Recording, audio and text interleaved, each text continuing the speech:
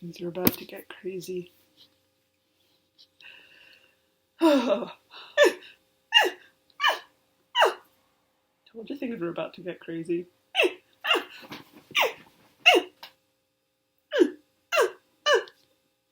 So, a lot of people with Tourette's say, and I agree with this, that there's an involuntary feeling.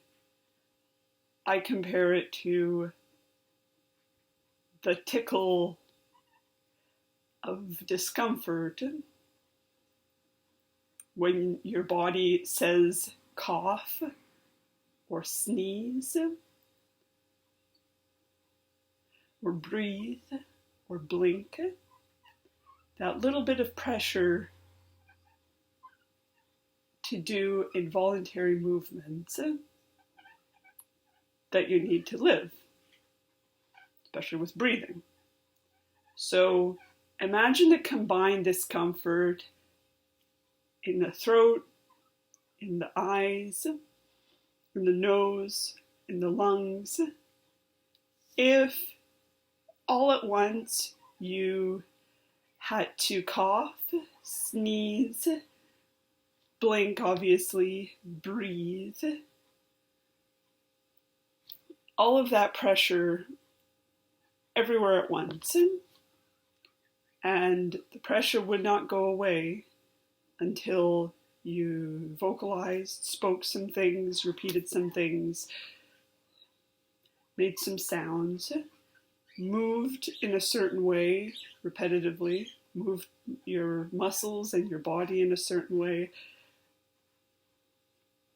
And only then would all that pressure go away for a brief amount of time, or for a limited amount of time, and then it would happen again, and it would happen all the time, every day, many times a day.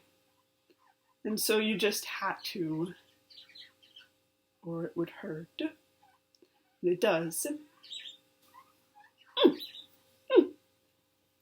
So there's many. There's the throat one. There's the eyebrows. It gives me that ability to be able to make my eyebrows move in crazy ways. There's squeaky. They're like a monkey, mouse monkey type sound. Some high, some low.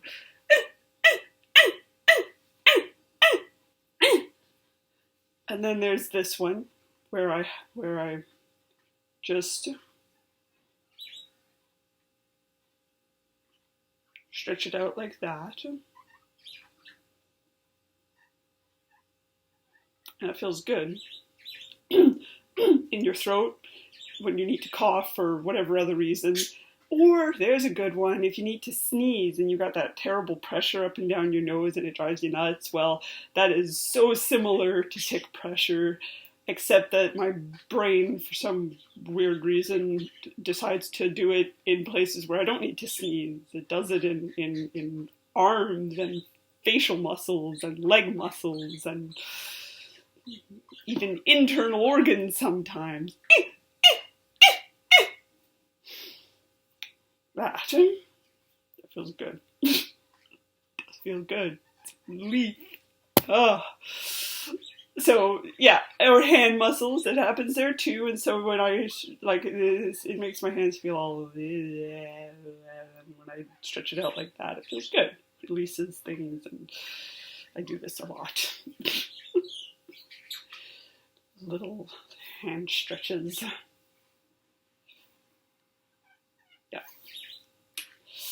Yeah.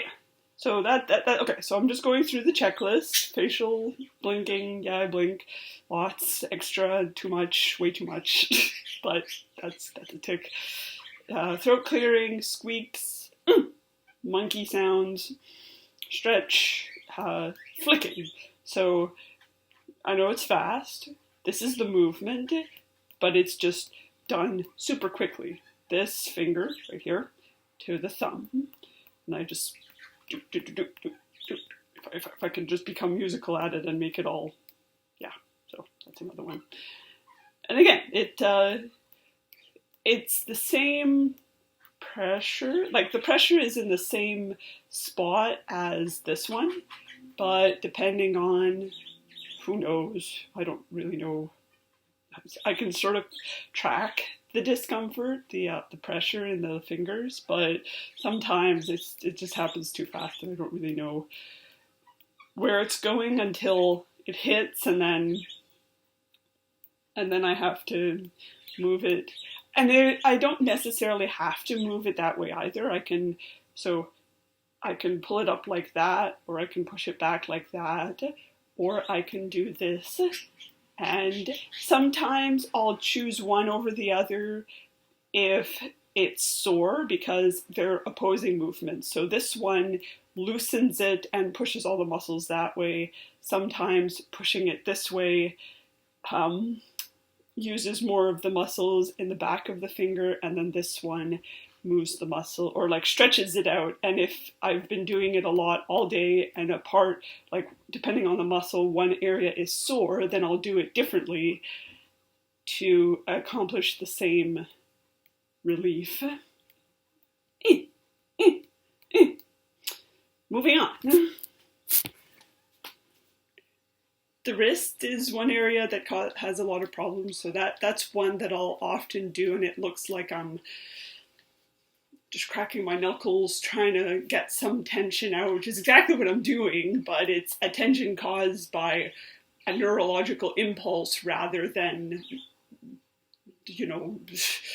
sort of like an arthritis or a stiffness from carpal tunnel or some other thing like that.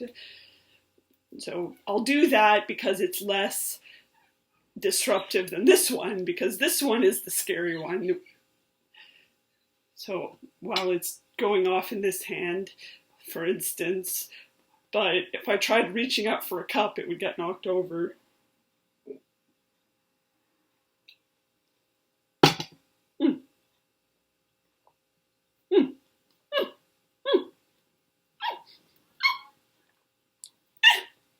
And yes, I can tick and swallow at the same time. I don't lose it's hard to use a muscle differently from how it's twitching. So if I need to do a throat clearing tic, then I'll swallow first. Otherwise, the vocal cord tic, that one,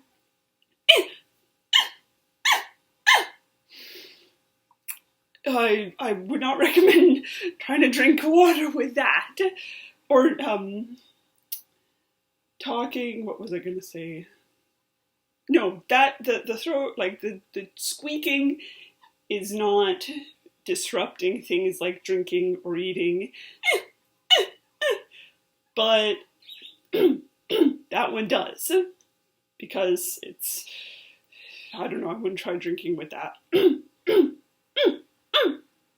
Because a little bit of air comes out and I have a risk of choking.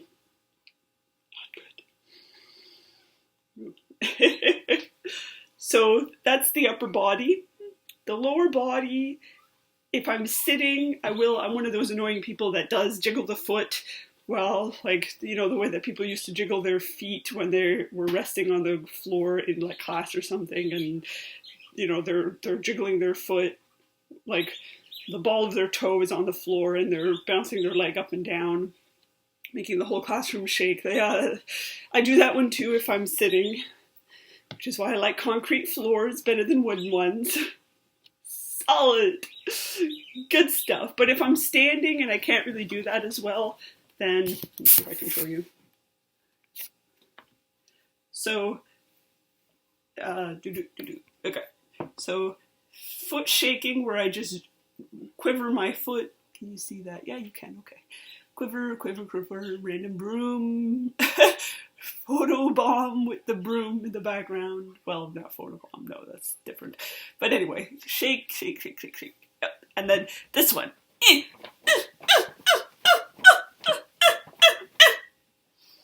Literally a kicking motion. So tired.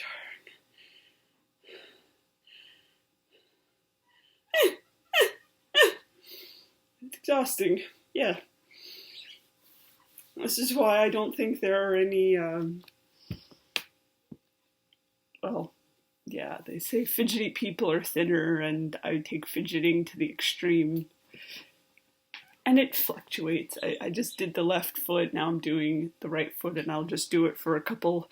But while I'm leaning on the counter here, my right foot is shaking the way that I just showed you. And then I switch when that one gets tired and shake the left one, and I just sort of alternate until both are satisfied.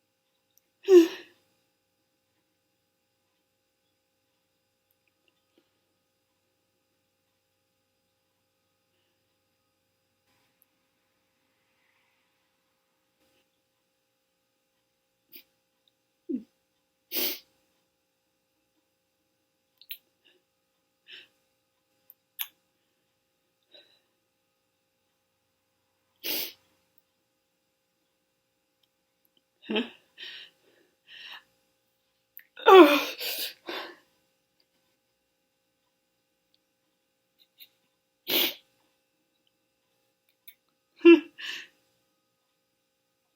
Oh.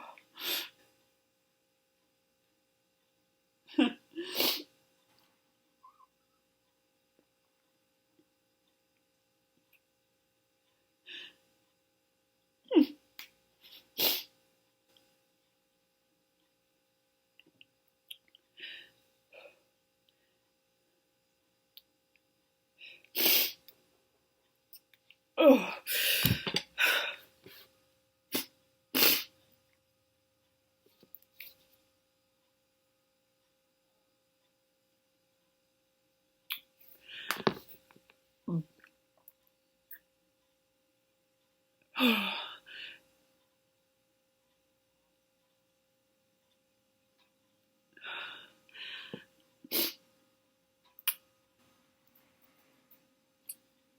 Stupid, stupid, mindless anger.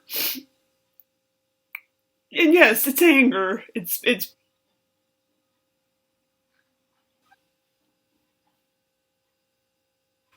Oh. Mm.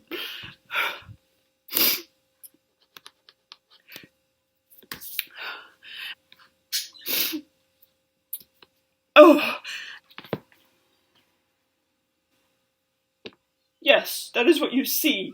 That is not what it is going on inside. That is so not what is going on inside. It is loud, and it screams, and it is an animal that thrashes and tears and burns and disrupts and gives me pain and pressure and oh, oh, it's so horrible and it's so bad. I just want to. Oh, I want to break things. No, I don't. I really don't.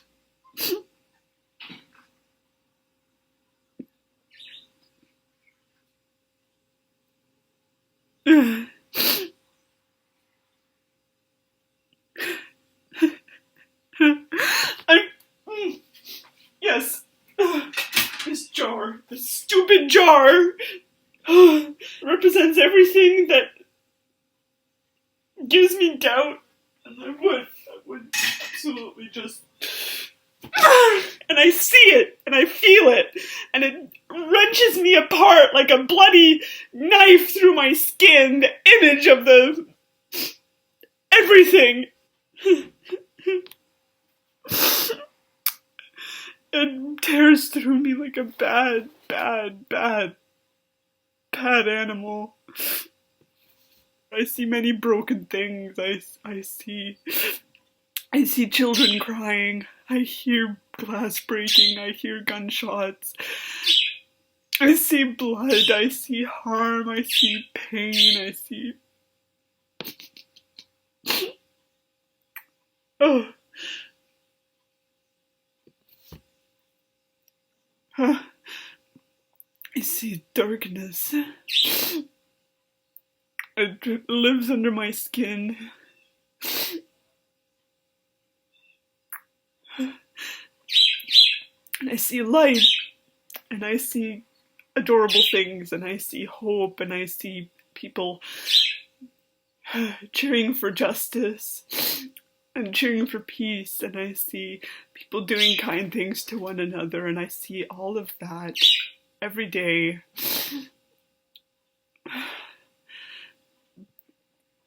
I'm seeing more of that, drowning out the reverse, drowning out the shadow with good things, is what cuts through the fire,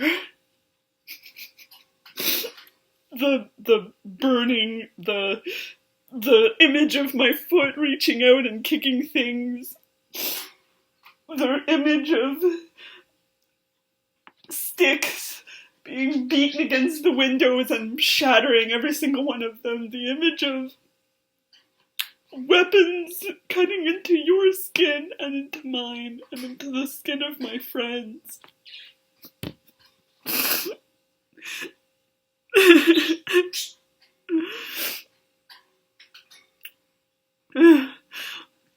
Everything comes with a price. With every joy there is a not. There is things that I cannot speak right now.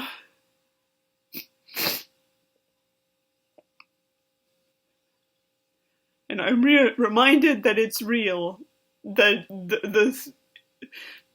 that what I see, that what I feel is real. And that there is something better. There is no light. But there is.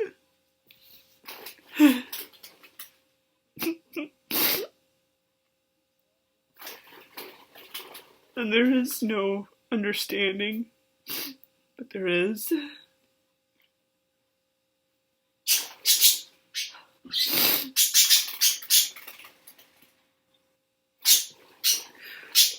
Disgust, yes.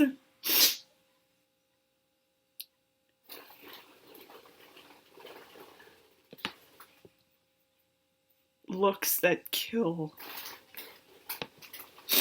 Looks that just shut down everything. Looks that dry up